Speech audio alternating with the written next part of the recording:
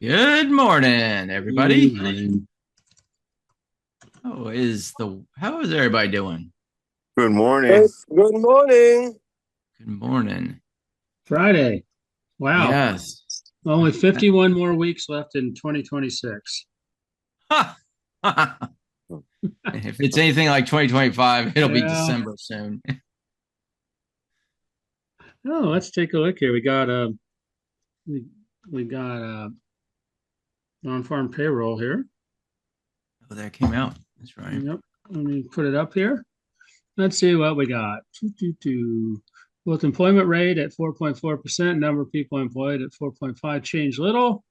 Number of people jobless less than 5 weeks, edge down. Both labor force participation rate, population, okay.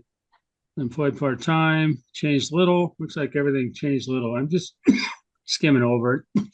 It just came out. So 6.2 million not in the labor force. Those that wanted a job, 1.8 million, little changed. I see a lot of little changed in here. So non-farm payroll. All right. Well, it doesn't look very exciting, um, actually. So, all right. Well, so much for government statistics. Huh, right. I thought, yeah, we were kind of looking for something to be a little more interesting. Let me put up something and see where we are right now. Okay, there we go. The unemployment rate at 4.4%. I think that must have come down a little bit. It was 4.6 or something. So maybe Yeah. yeah. Then you see the futures are up to flat, just a little bit up. There we go. Payrolls rose 50,000 in December, less than expected. Unemployment rate at 4.4%. Okay. So anyway, it's Friday, our first full week of trading in 2026. The Dow Jones was up 270 yesterday. The Nasdaq down 104. S&P up 0.5%. Advancers 21 or 62%. Decliners 34%. It's interesting. Stocks trading above the 50 popped up to 58%. That's a big jump in a day, and those over the 200 is at about 55%. So we're starting to see market breadth pick up a little bit. Not so much in the mags, but more in different parts as we've been looking around, the sectors this week. Investors rotate out of tech. We had drops in NVIDIA, Apple, and Meta yesterday. And defense stocks rose yesterday with a $1.5 trillion proposed defense budget. And we'll show you those charts. We said don't go chasing, and they went way up and then kind of came back down. And I'll show you where they're at. But they're up a little bit this morning. What else we got? Oh, we have payroll report, which we just went over. And then the other elephant in the room is the Supreme Court decision on the legality of tariffs today. And I don't know what time that comes out. I don't know if they I come believe out. it's 9 o'clock Oh, okay. Central, 10 o'clock Eastern, I believe. Okay. Well, that'll be a big deal if they nix those tariffs. Boy, they're going to have to unwind a lot of stuff, and it's going to be interesting how Yeah. they do that. You got anything Well, else on that, Trent? no, just really the payroll number, and that is the big thing. Their poly market, I think it was 77% believe they will reverse it, and so it's pretty much that's been going on pretty much all week, Wow. based on poly market. So yeah, I mean, what is that? What's the impact of that on the markets? How do you get your money back? I mean, there's a lot of complexity to it. So maybe just because it's so complex, they'll rule for it and say just keep it. Make it Wow. simple. I can't imagine what it would take to unroll everything right now, and especially I don't know. It would really cause, I think, a kink in the markets for sure. I would Yeah, imagine. Yeah. and I think that's the sentiment is if they do reverse it, markets are going to respond in a negative way. So, and if you look at just the price action of the bigger mega companies, it's almost like they're waiting to do something based on that. Yeah. I don't know. They should just rule based on the law instead of what the market's going to do. But I don't know. Yeah, We'll yeah, see how that all comes out. Uh, totally. the other interesting thing I saw is just we're 1 week into the year, so from last Friday to yesterday, The 20 top 26 performers are. Do you know who they are so far this week? Just 1 week. Uh, SanDisk up 32%. Moderna up what is it? 19%. LRCX up 13%. LHX up 11%, and Micron's up. Those are after a week. Those are pretty big runs for a week. So I just thought that was interesting in 1 week. yeah, So a little uh, crazy. it is definitely is. Okay, let's go look at what happens over here in our little watch list.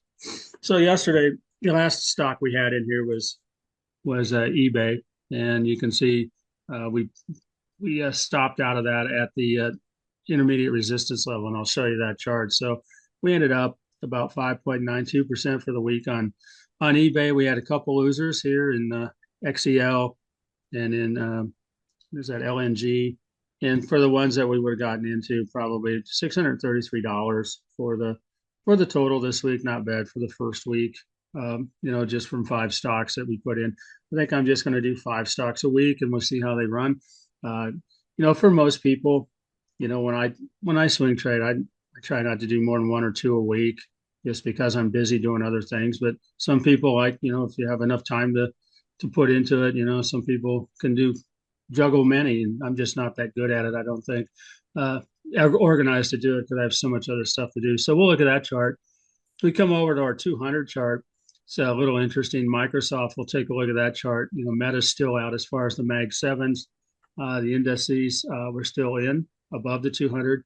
We're starting to see, still a little bit of interesting things here in the sectors. We'll look at XLU. It's not quite there yet. It closed below the 200, at least last time I looked. And we're still out of these two here, XLP and XLRE. So we'll take a look at those also.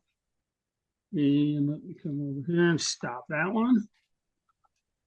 And we'll come over and we'll look at the big picture. Yeah, if I can get this to come up. There we go. The SPX, we were looking at this wedge, and every day I'm like, well, which way is it going to go? And when we get a little closer on the wedge, you can see we're hitting down, and we're hitting right our head right on the top part of this wedge. And again, it'll pop out one way or the other. But again, we're just seeing like even on the daily average, but we still haven't popped out of that wedge on the S&P. Remember, this sideways kind of thing that we're seeing. And then we look at some of the Mag 7 charts, which are big parts of both the SPX and the NDX. And the NDX looks the same. Okay, here's our long-term channels that we saw, and the channels are up, hit the top. Here's our wedge, and we're right inside that wedge still, also right above the 50 here. So again, we're waiting to see which way we might pop out of this thing, and normally we'd come back, draw a line from here to here. And if we go down, bring us down to close to the 200. If we go up, it'll take us up a ways, but still kind of waiting. Maybe it's waiting for today's numbers. Maybe it's waiting for the tariffs. I don't know right now. What else we got? Oh, XLF. We'll look at some of these. We've been looking, at the other day, we saw that big kind of come down on the XLF, but when you look at the big picture and it's still within its channel, then yesterday it came back up. So we're still within our channel here, even though we've seen a little bit of the RSI come back down, but pop back up. So again, within our channel on the financials. IYT, we looked at this I think on Monday or Tuesday. This is a transportation index, and again, still kind of you can just kind of see we're up and to the right, just on the big picture, above the 50, above the 200. Again, we came down, bounced on the 200 for one day back in November 20th, and then just kept rolling up. So that's the transports. What else we got? Oh, XLK. Oops, hold on. XLK. This is the technology, which looks exactly like what we're seeing in the NASDAQ and the S&P, because they're so heavy into the NASDAQ, the technology stocks. You can see we're still, look at that. I mean, it's just right on that line yesterday. Came down, boom, and closed right on it. So we'll see where it goes today. Don't like this RSI popping down like that, but we'll see what happens in the technology stocks. Let's look at some of those on the 200 that may be investable. We've been watching. Here's Microsoft still playing around the 200. Still, if I was an investor and I used the 200 to get into Microsoft, I'd still be in it. Okay, and we crossed over the 200 way back here in May. We've been above it ever since, and it's kind of caught up to us. It's kind of interesting because you see this sideways pattern, and then we kind of went down. You see the same thing on the video that the 200 just catches up with price action, and then we play around with it a little bit, and we'll see what happens. So again, I would still be in if I was using the 200 because it hasn't hit my indicators that tell me to get out at this point. Let's look at Meta. Meta has been out since October. Okay, we came down below the 200, came try to get back in, and now we're just following the. You see the 50 had a death cross. Now we're just following the 50 down every. Seems like every day now we're just popping off that 50. So again, be out of Meta and see what happens. Hopefully, we don't have to get out of Microsoft because I would put a couple of the Mag 7s out below the 200. XLU, this is the utilities. Utilities yesterday. This is why it went orange. You can see we've been above the 200 for a while. Move that over. Yeah, quite a while. And here we are. Now we're testing it. We closed right below it. Yesterday we closed it for the last 2 days. We're below the 200. So again, I would still be in this one until we want that. This is a back test, and if it starts going down, that'll give us a trigger to maybe get out of this. You're seeing the 9 or the 50 come down. We don't want a death cross. That just is not a good for the momentum and the direction. But you see, XLU has been in a downward path since the middle of October. And these are the utility stocks. So again, you can go back and just use the 200, for where you want to get in and out.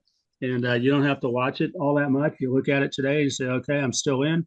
And then you wait till, today's over. And, Monday you make a decision whether you're in or out on an investment. So you're not swing trading, in and out where you have to be more detailed and watch it a little harder. You can just kind of look at it once a day and use one line, or two lines to basically tell you, to get in or to get out. So you're using technical analysis, you're just using it for a longer term.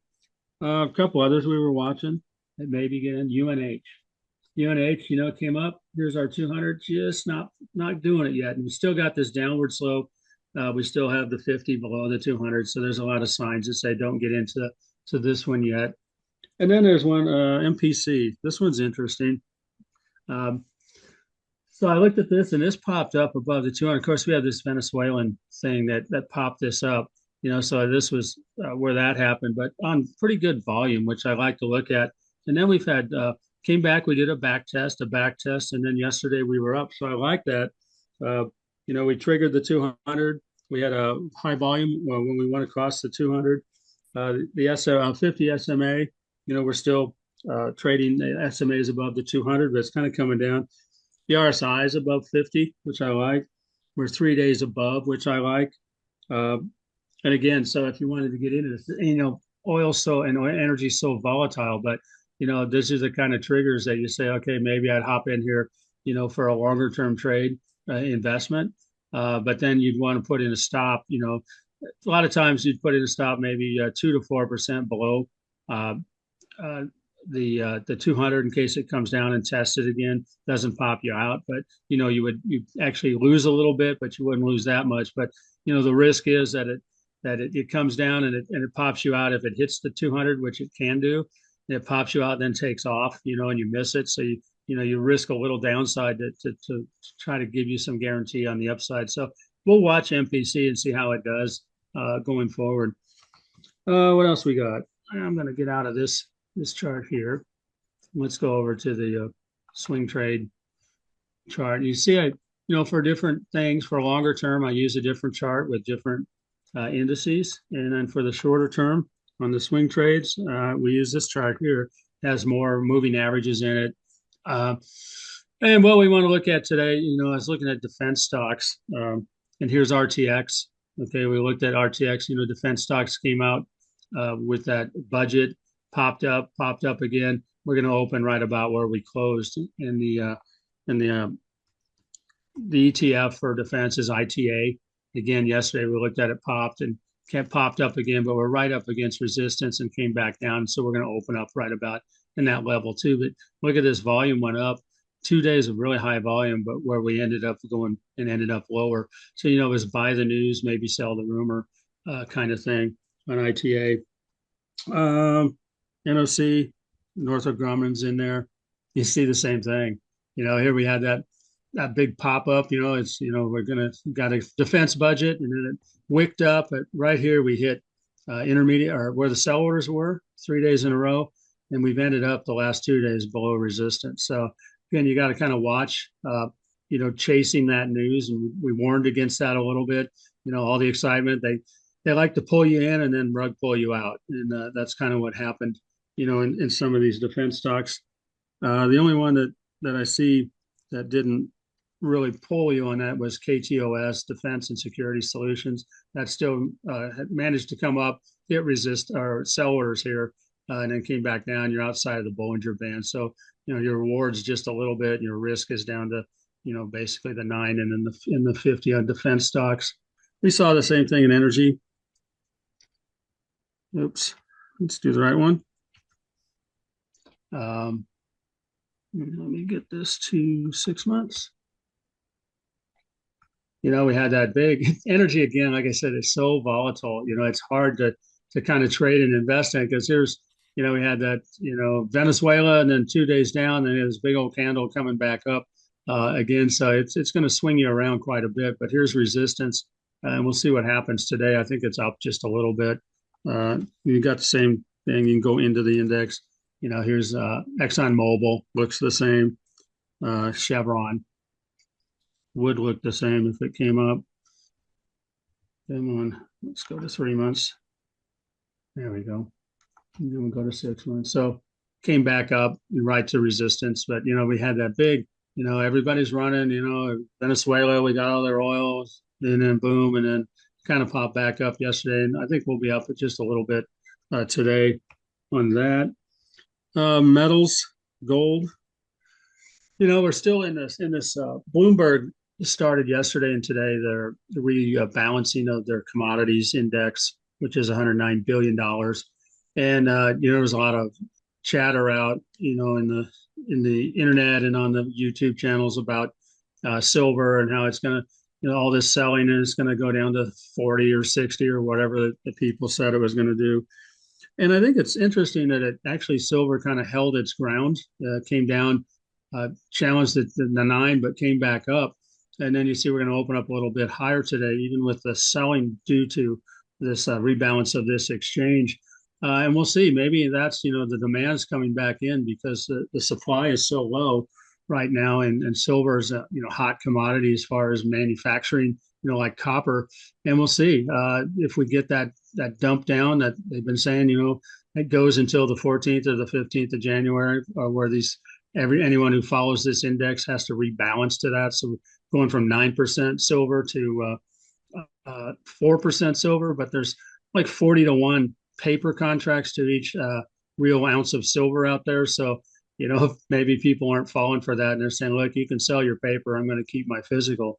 And we'll see how that goes.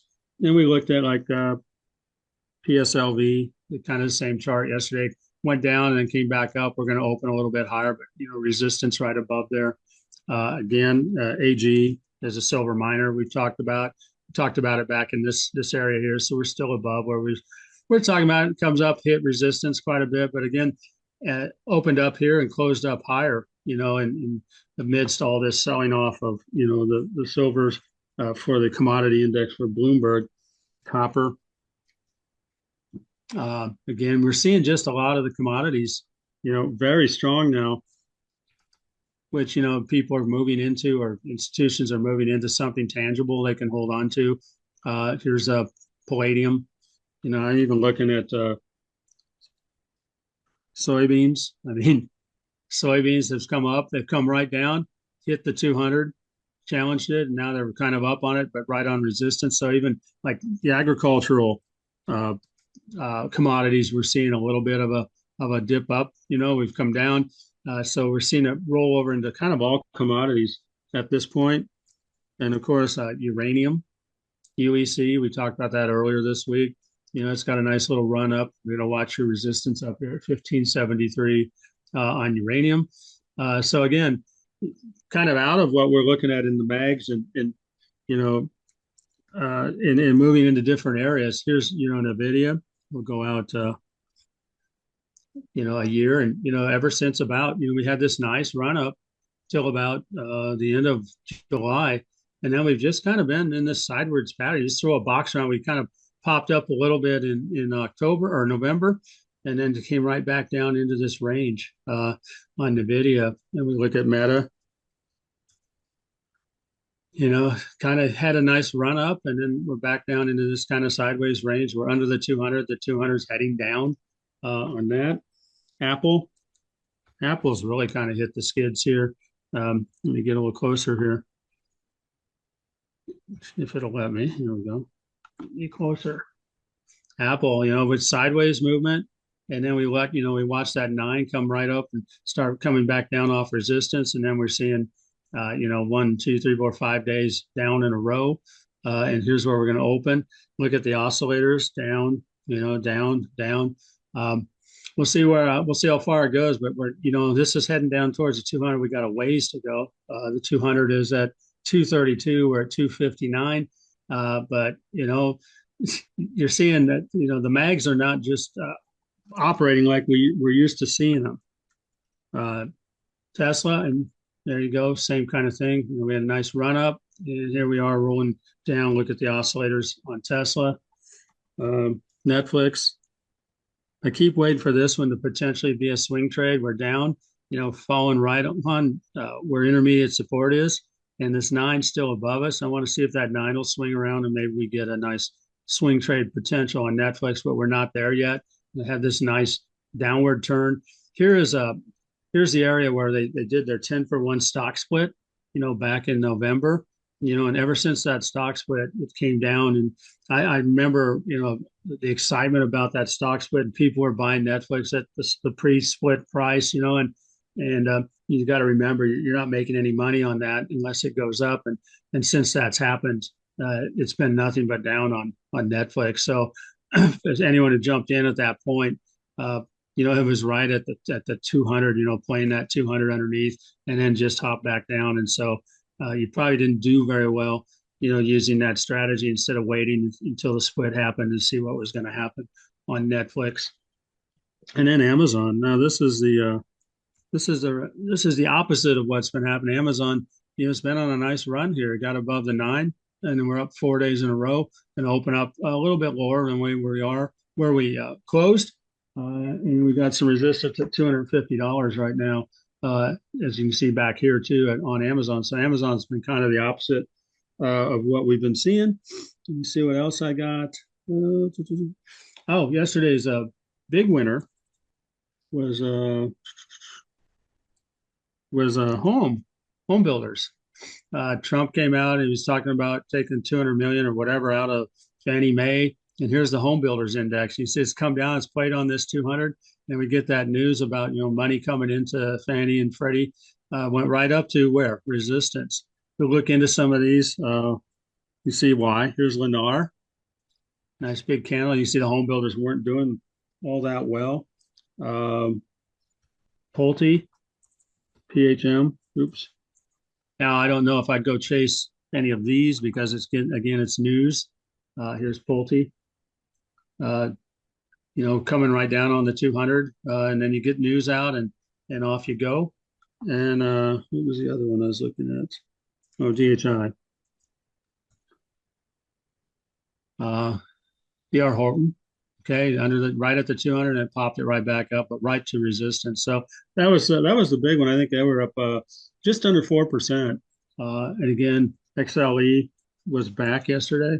That was up about 3.1%. And again, we're seeing all this, here was all the Venezuela news, and now we've come back and heading back up, just very choppy here. So if you're trading, make sure you put your stops in because, these are big old candles and they can wipe you out quick if you're not watching or you don't have your stops in. And I think that's where I'm going to leave it over to Trent. I mean, interesting markets, Trent, for me. I mean, we're seeing movement, but it's just not mostly in the mags anymore. So Yeah. I think you're definitely seeing a shift to value. You're seeing a shift to maybe more smaller cap companies. Well, commodities, things Um, that asset based things. yeah, if you look at we'll pull up the tribe picks here that we picked at the first of the year. These are stocks that everybody contributed to. We had a total of 51. My thing is a little off here, but here this is how crazy this market is becoming. You look at the percentage changes here. That's this column here, H, and Yeah. number one is Sarah with CRML. Critical Uh, metals. yeah, cost basis on the 2nd of January was $6.94. Today it's trading at $13.47, up 94% in just what is that, a week? Yeah. That's wow. And then you got RZLV, Ben Beam. I think I got a lot of these off of the Discord, so I got their Discord names. Up 44.36%. I'm up on ONDS. It's up 43.55. Rick TI77 with BE Bloom Energy up 40.22%. You can see just some mega numbers just in the top 10 or so here. I mean, the 10th best one is with Tim Lee, and RDW is up 35.26% in a week. So, um, Look at the sectors trend. I mean, there's only three in technology, and the rest are like basic materials, industrials. yeah. Oh yeah. It's definitely, I think, a hunt for diverse, for value overall. And so you see that here, healthcare, unfortunately, Dominic is down only 5.25% in OWLT. But overall the portfolio is up about 12%. And it's only a week into it. Right. So um number one, that's exciting if you're going to cash out, and call it a year. I mean, 12% return over There a you long go. Done. Yeah, done. done, you're done, right? Or if Yep. you just got the top 10 right, who knows what that is, probably in the 50% range, you call it a year. But what's interesting, and I think what will be interesting is 3 months from now, 6 months from now, 9 months from now, and 12 months from now. We saw that last year in the tribe's portfolio picks that we picked in January of last year. And we went from like 30% upwards returns down to single digits at one point. So, just interesting the shuffle of where money is going. You're seeing a lot of, in this case, industrials, and you still do have technology exposure, but it's different technologies exposure. I don't know, very interesting what I'm seeing here overall. And so encouraging. I need to update the link the on the morning newsletter. I just realized it was a PDF version. I'm going to update that so you can click on that every morning and see where everything is each day. All right. So yesterday, big question was, I went on my rant about the direction of where the data center development's going to go, and I mentioned how the CEO of GROQ, the company who did a deal, very interesting deal with NVIDIA, and he made the comment that the data centers, the lead time for generators, which data centers use, is about 90 months. And I talked a little bit about yesterday about how you're going to see more rent centers kind of thing, not the actual rent furniture center kind of thing, but the rent data center phenomenon, I think will continue to thrive over the next 3 to 5 years because of such lead time it takes to build these things out.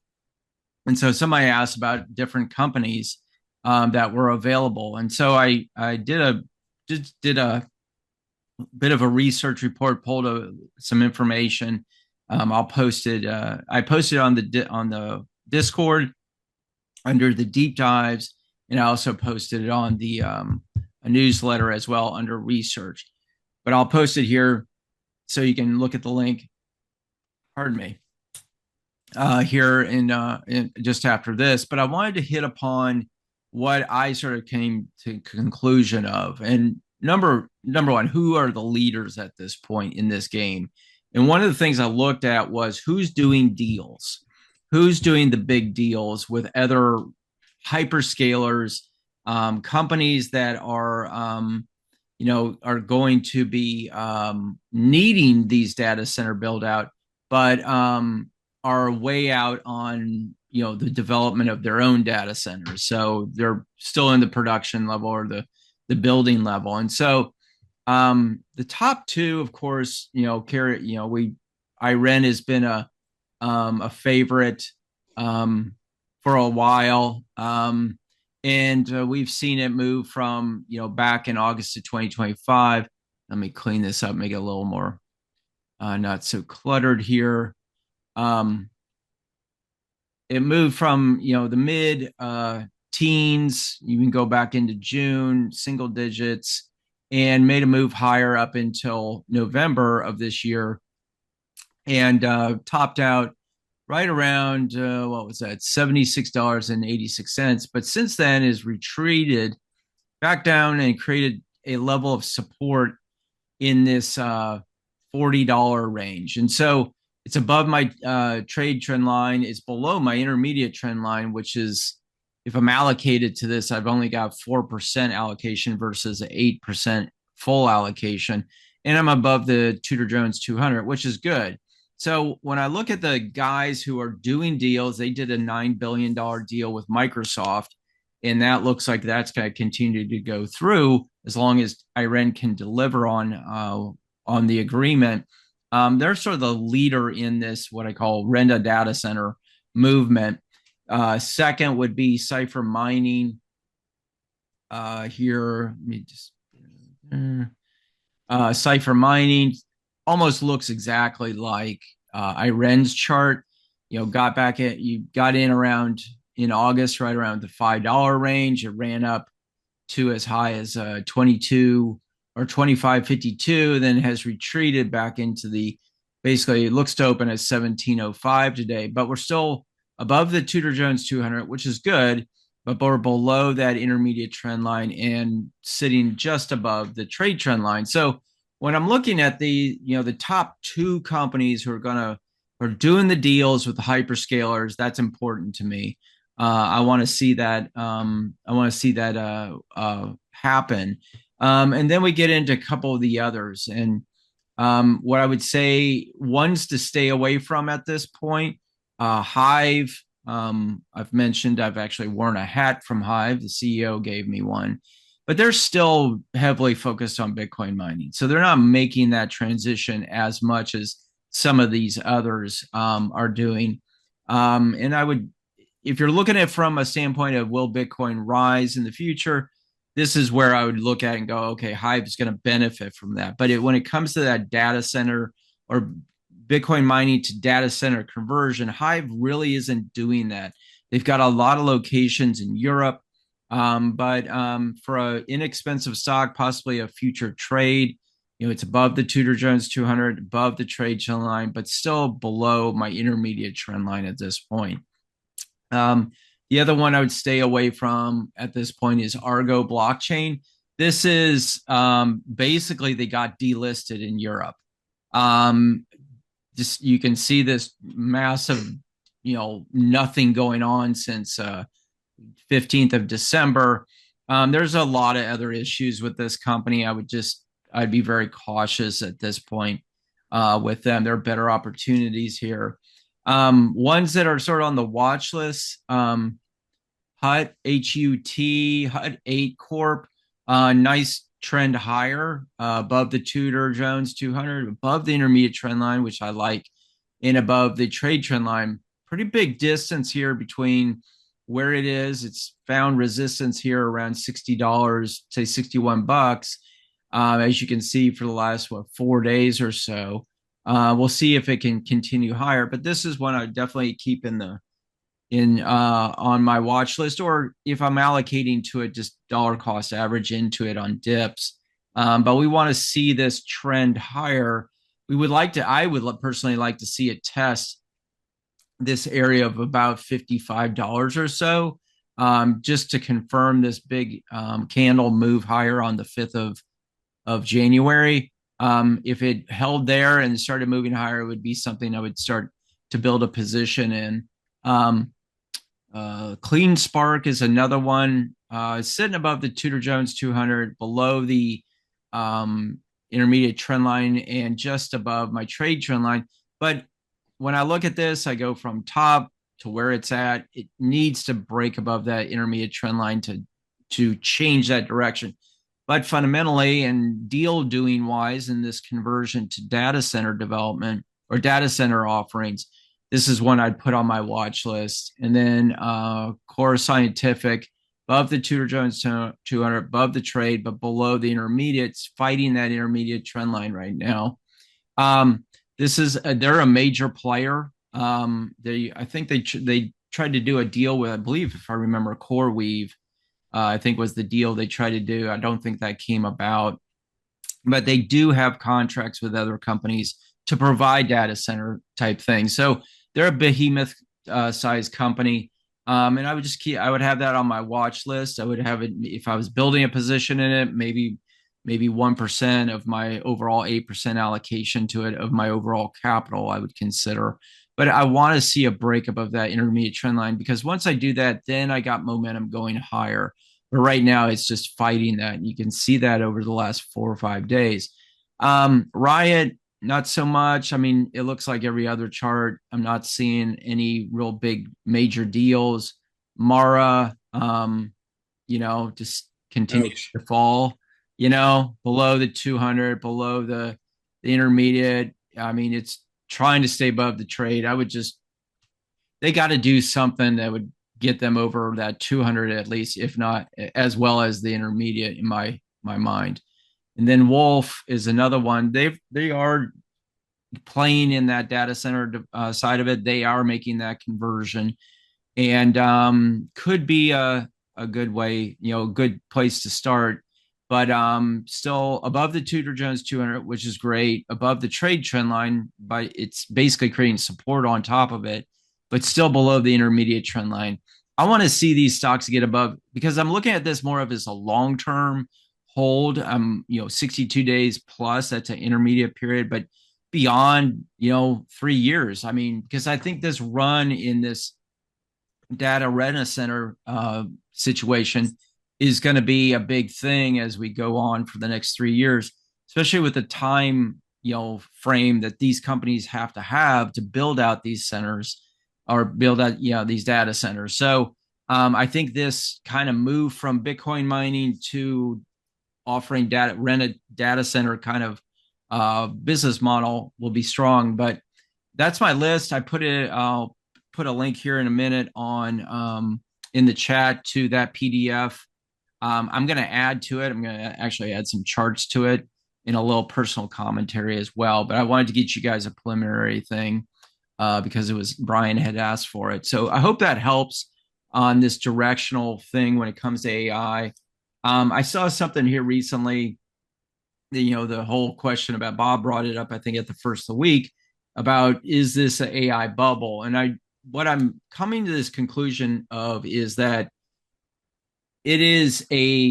this technology is such a massive shift in technology. I mean, the internet was big, absolutely, it's a foundational thing, but this is one of those that's just like historically is going to be, it's going to be a part of our lives forever. And I think we're in that early stages of getting, building this out. And I think this is one of those things that, it's sort of like, you think about the car, when the car came, started to replace the horse and buggy. The concept of a combustion engine basically lives till today. The whole the premise, principle of it, the foundation of combustion engines, is still the same as it was in the beginning. Where I see AI or artificial intelligence is it will be so different in down the road 5, 10, 15, 20 years from now than it is today. It will be almost unrecognizable to an extent. And I think that's where, we this could be a nice ride, but it's going to be different. It's switching from technology to industrial now. Now it's about building stuff. Now it's about building centers. Now it's about concrete and steel and generators and wire and copper and all this kind of stuff. And I think it's going to take a while to play out. But this to me is this immediate opportunity in the rent a data center kind of phenomenon that we're going to see. So let's open it up for questions and comments and charts and fun stuff. Lots of charts say on Charting Friday, we'll call it. Bitcoin we haven't looked at for a little while. And again, we're kind of in this sideways motion that we've been at since the middle of November.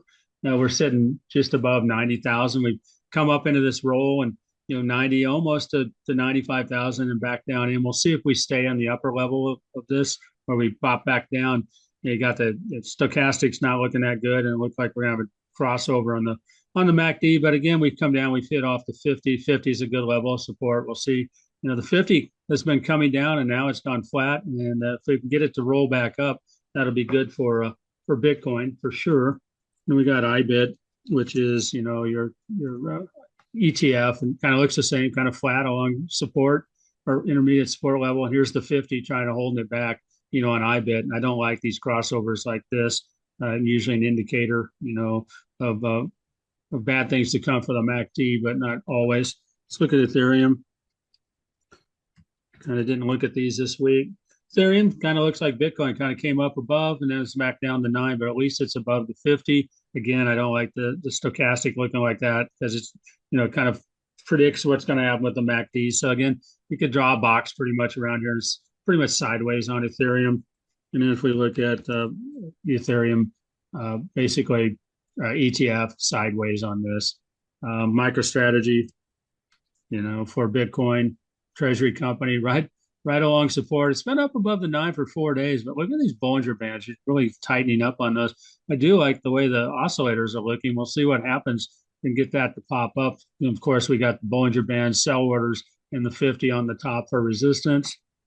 And then Mr. Jackson's favorite stock, BMNR. It looks kind of like, MicroStrategy, just kind of sideways. And it's playing around the 200, and it's been below it, above it, and still below it.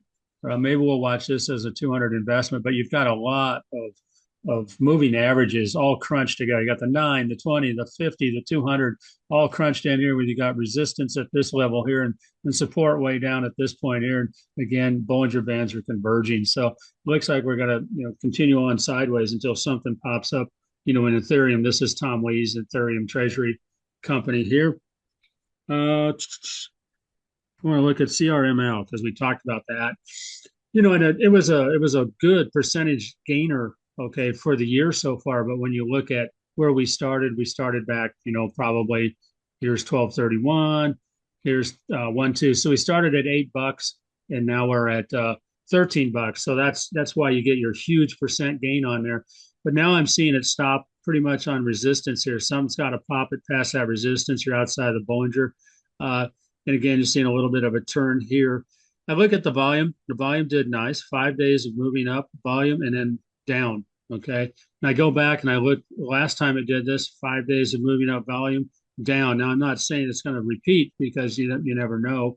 But you try to look for patterns and trends when you do technical analysis. And that's one that kind of came out in my head as I'm looking back. So just be a little careful. You do have resistance. You do have sell orders, and if you miss that there, you might just want to watch it and see if it comes back down or if it takes off again. But it has a couple levels of resistance right above it. So just be careful on that one. Costco, we looked at that the other day. Came down, nice, popped back up, and here we go. Costco went up, actually going up and hit where the sell orders were yesterday. Came back down right to the intermediate support level. So we had some nice moves on Costco. The oscillators still look pretty good on Costco. Again, if you get in, Make sure you set your stops behind it in case it pops back down. Uh, NESR, Paul brought this one up. Energy play, uh, nice little run. You got to like these ones that just kind of run along the nine. And then, at this level right here, where you get above the nine, you just play that Bollinger Band. I look at this one, two, three, four. Well, there's four, and we pull back in. Now we're back up. Here's your sell orders. So be careful on that. I hate to chase in at the highs, but this is pretty much momentum. And as long as I don't know what they do, energy services, maybe they're like Halliburton or something like that, that builds up this infrastructure around oil and energy. But it's had a nice run for sure. What else we got? Oh, IYT. We looked at IYT, and this was the transportations we looked at earlier on Monday. And of course, it's come up now and it's hit not only resistance, but sell orders, which are right next to each other for 3 days. And we'll see if it pops up anymore.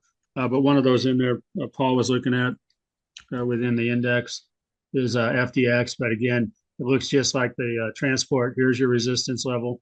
So we've hit it 3 days in a row, and it's got to have something. And right above it is sell orders. So they're right two levels of linebackers right here, and then you've got this turnaround here. So you may want to wait. This was a nice run. If you got in back here, here's the 200. Here's where we got above the nine, and what a run on that. I mean, this would have been 241.15, and we would have stayed in it all the way till now, 309.01. But now you've hit resistance. So you got to be careful on when you get in. You don't want to get in at the top. You want to get in, kind of at the bottom and catch this up. Doesn't mean it can't keep going, but you got to get past two levels of linebackers here, and it's just going to be tough. And you're starting to see a little bit of the turnover on the stochastic. So be careful on that one. What I found unique about FedEx is that I looked at the first 25 in that sector, and FedEx is the only one that has a rising 200. All the SMAs on FedEx are rising versus UPS. You see that 200's down. But what I like about it is this crossover here of the 50, Paul. Yeah, and I like you have some room to run up here here's your sell orders, and you see we're hitting it on. This is UPS, guys, but you do have some room to run if you get past those sell orders. So I think this gives you a little more runway now than FDX, just chart wise. But you're right. If I was looking at a 200, this might have been a spot that you might have said, okay, even though it's heading down, I got a 50 crossing over. That might have given you the go ahead to say, as an investment, maybe I'd put it in here and run it above the 200. And that would be good so far on UPS. But technically, you're right. You want to see that head up. But the fact that the 50 is at least heading up means that this is going to turn. As long as that keeps going, Paul, this will turn up eventually too. Starting to flatten a little bit, and then it'll probably roll. But I think that's a great discussion where, you could. What I look at it is the FedEx has a longer history of trending up versus UPS is recovering. I think both of them are hot right now because of being in the transportation. So they both will probably behave the same, but long term, like I just look at a rising 200 is a bit of safer. That's all. Yeah, I mean, if I was, here, I'll show you. I think you're right. Let me look back here, and I'm going to switch over to my longer term chart here. Cool. Just to get right and look at your pointer. So here, FDX. Here's your Federal Express. You're not showing. we took yeah. Sharing. So you're not sharing. Oh crap! Cool. Thanks. It's all right. No worries. Thank you. Otherwise, I'd talk for an hour, and Trent would say, "Hey, you're not sharing." I'd have to say it all over. All right. So here, you kind of had a downtrend here on the 200, and you had a crossover of the 50. You want the 50 above on a long term, okay? And that would have been a nice spot. You got your MACD and your RSI heading up, and you're right. You look at the trend up here. On an investment, if you're looking at it, this is the area you want to try to get in at on an investment, as opposed to a swing trade. You know what I mean? Yep. But yeah, you're right. Look at that. I mean, so you come in here, you can put in a regression right about where you start here, get the crossover, and you just look at it. It's nice. How's the UPS look there? Let's take a look. Okay, cool. Good question. So see, you're right. This hasn't started out that much. Look at this. It came up. Downward trend. So there you go. And you're looking at this. Do I get in here? Well, because you still got a downward trend, and I got to put my my guidelines up, and you have it at 50 below the 200. Once you got to this crossover area, that's when you start looking and saying, okay, as an Yeah. investment using the 200, this Yeah. is probably where I might be thinking about getting in. So I go down, I look, and I look at my RSIs above 50. I'm good with that. I still don't have a crossover here. But again, once you get past that, then you come over and you're like, put in, if you're right, let's just say it's here. That's a nice trend up too. It's a little steeper than FDX, but Oh, for sure.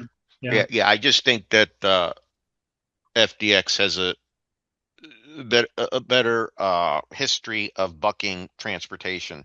Like if you put up, let's put up transportation now, if you can. IYT, be interesting to look at now. Say it looks like UPS to me, doesn't it? Yeah. I see. Look at that, and then look at Well, I would say UPS. IYT is just starting to turn. Okay. When do you say UPS is more domestic versus FedEx, whereas is more global? Um, in I wouldn't say comparison of so. UPS, no? I think UPS had. Remember, was it like 2 years ago? UPS they had their union deal, and everyone got huge wage increases, and then Yeah. like 6 months later, they laid off or they tried to buy off or lay off the high paid ones and move it to the lower paid ones. Um, Yeah. so they had a lot of cost built into them. I think probably more than FTX. And I don't look into each and any of these companies. Maybe Paul has and what their cost structures are. Is Right. FedEx lower than UPS? I would think so, but I don't know for a fact. Um, Yeah.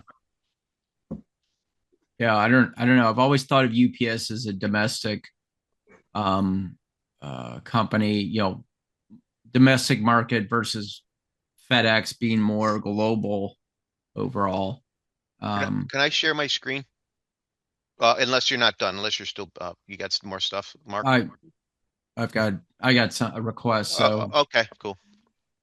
So I was asked to review the core portfolio. I think in particular, believe this is what was requested. Um, this is the subsector core tell sheet 12 portfolio satellite model. Um, and what this is just consists of based on my phase transition economic indicator.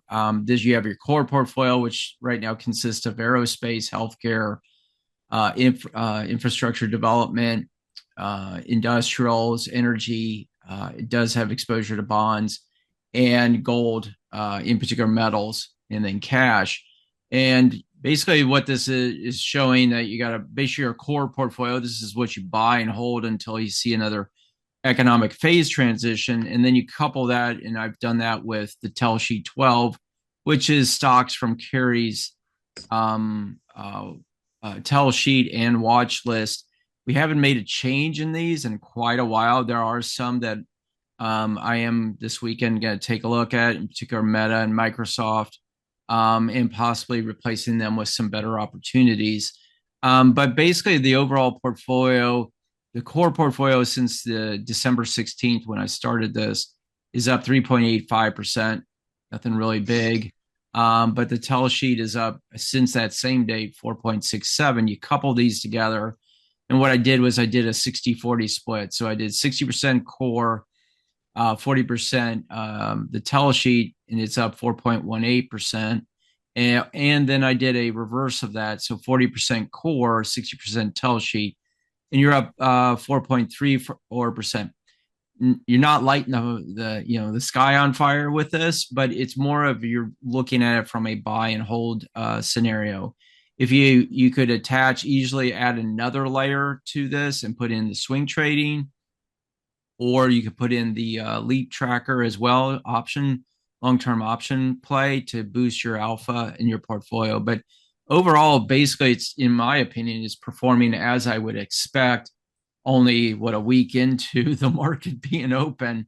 What I want to see is that when we hit some level of a downturn in the market, which we should all expect at some point, because markets don't always just go up, they will go down. How will this perform in that environment as well? And overall, I like the structure of it. We've seen a major boom in the aerospace defense side of it, up basically 9.37% since I implemented this on December 16th. A lot of So news in there though, what's that? with Trump that's a lot of news with Trump in there. Oh Let's yeah, see how that shakes absolutely. out. Yeah. Absolutely. But it's so interesting how the phase indicator change, economic phase change, said, hey, go look at the, add defense to your portfolio, go add, healthcare and this Yep. stuff, not so Yep. heavy in tech, and so all of a sudden, what's happening? You're seeing a big spotlight on defense. Interesting how the economy, global economies can show you, indicate where we're headed and what's going to perform well in the near future. Energy up 6.25% since December 16th. So overall, looking pretty good. But this is the whole concept behind the core satellite is steady, low, minimize risk, minimize that potential downside. I'll look at a few charts RJ brought up, and then Paul wants to throw a chart or two up there. Cava Group, a nice run under the 200. Got some sell orders right at the 200. So you may have some little resistance here. Would have been a nice one to get in. You come back here and you look. Here's the crossover on stochastic, which is right about where you get over the 200 or the 50. You kind of rode that up. So I had a nice run on that one. That's it's under the 200. So now you're getting up to is it investable? Can we get above that 200, and make it an investment long term and go forward? I'd switch over to my other chart to do that one. But yeah, nice run on there. But, be careful of the resistance up here. And then I want to look at CMG. RJ also put up CMG. I kind of like these slow runners that you get above the 9, you just kind of cruise yourself up. Here you're still in it. You're still touching the 9.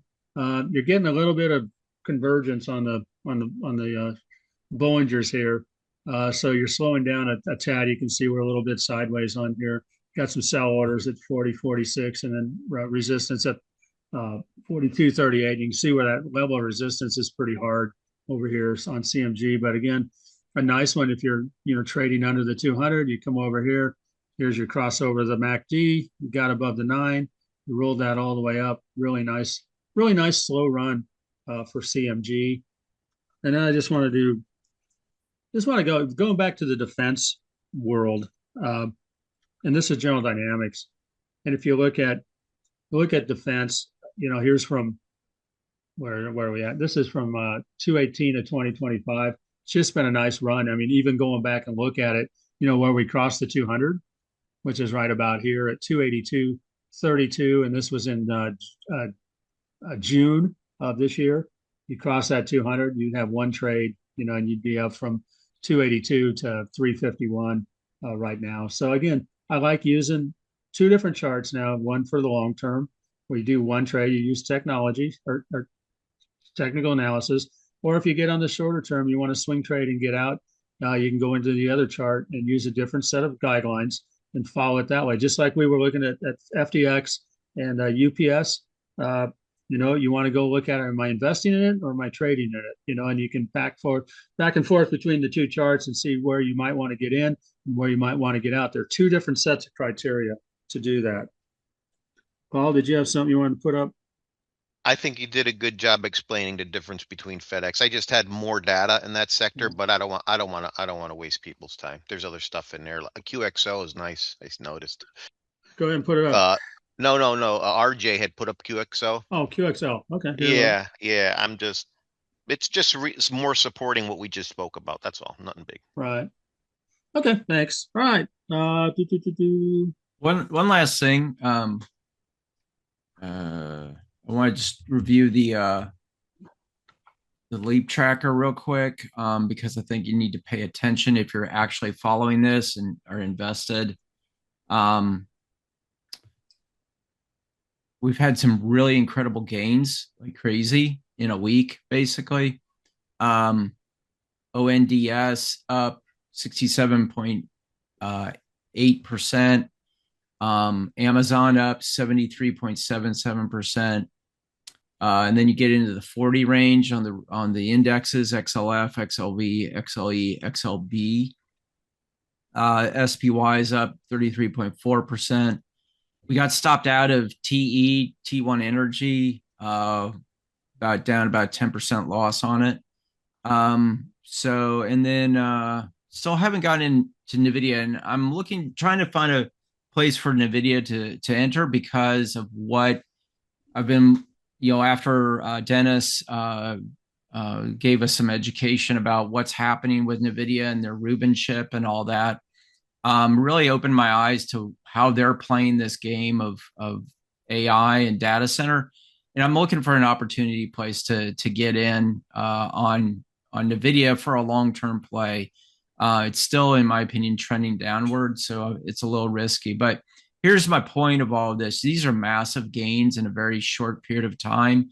I feel good about ONDS. I feel good about Iran, and really all of them. But I also know this can change quickly. And it may be at 9 o'clock today when Central Time, 10 Eastern, when the Supreme Court comes out on the ruling on tariffs, maybe that will be a directional change. And this is why it is so important to have trailing stops on your option plays as well as on your equity plays. Mine are based on a price trigger of a stock underlying stock price hitting a certain level, and you can see that here in the stock trigger what is trigger column here. If the stock breaks, today, in this case, ONDS gets below $13.31, you get stopped out based on that. So something to take into account. Phenomenal returns, but remember, don't allocate more than, in my opinion, 10% of your overall capital, because you can get wiped out real quick, especially if you don't risk manage around it. But overall, looking good. And Amazon's one of those companies I think has been on the flat line for the last year. We could be seeing Amazon be a leader this year, and this is one way to play it. All right. Good point on that. Guys, I thank you for participating, everyone who participated today and all week. We have had a great first week. Unbelievable. Yes. And fun. Yeah. So I'm curious to hear what the Supreme Court does and how the market reacts today to that. And then and if we invade another country and we snatch their leader over the weekend, or we increase our tanker fleet. Yeah, exactly. So we'll see. I spent some time. Country? What's that? Should invade another country? Or we snatch another leader. We're thinking about Greenland, right? Well, I get the strategic point of view of it, but not gonna happen. I see the next plan is to offer everyone $100,000 in Greenland. Maybe we should all move there, become temporary citizens for a while. There you go. That could fund your trading account. That would. Well, anyway, it's never a boring moment. Never a boring moment these days. No. Anyhow, all right. That's why, especially that brings up a good point just on weekend risk. If you're in a trade that you're like, okay, I've got some good profits, and the weekend comes up like Friday, consider maybe taking a little off just in case something happens over the weekend. Seems like everything happens like on Friday after the market closes or Saturday, and then you're stuck. But it can be a good thing too, like in defense or gas and oil like last week, and so it's a two-way street. But look what's happening with the fact that Trump's in office. He's an oil guy. He's pumping money into. Just look at his personality, and it helps us understand his narrative that drives a lot of these stocks. Yeah, that's something to keep. Well, I mean, he wants to bring the way I'm looking at it. He wants to bring. He wants to bring more resources under our control and not rely on China for metals and oil. Oil on the Mideast and all that. He just wants. He's trying to look out, I think, for the future security of the U.S. and assets as opposed to. I think they know, the dollar is just debasing so much, and other countries are looking at, they're hoarding gold, and it looks like the BRICS are going to go to try their own kind of money system based on 40% gold and the rest of their currencies, and it's going to be an interesting time, Paul. It really is. But just what you just commented on is valuable information on your trading, because exactly. So you say precious metals, oil. All of that makes a big difference on how we trade, in my opinion, because it drives the narrative and everybody talks about it, and then the stock goes up or down. Right. I think that's why it's important to be aware of the narrative like we're doing right now. Absolutely.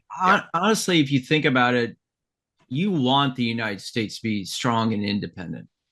I mean, that's why it was established. That's why we left England. That's why we came here. We wanted to establish our own selves. And I feel like we've outsourced so much and put so much in a way indirect control to other countries throughout, over the 50, 60 years or so. And I guess I look at Trump as we're taking back control of our country. We're bringing stuff back here. We're going to, we're going to incentivize people to manufacture in the United States, and we're going to become independent again. And I think that as a country, we want that. We don't want to be dependent on, a communist country. We don't want to be, dependent on China in a lot of ways, or anybody really.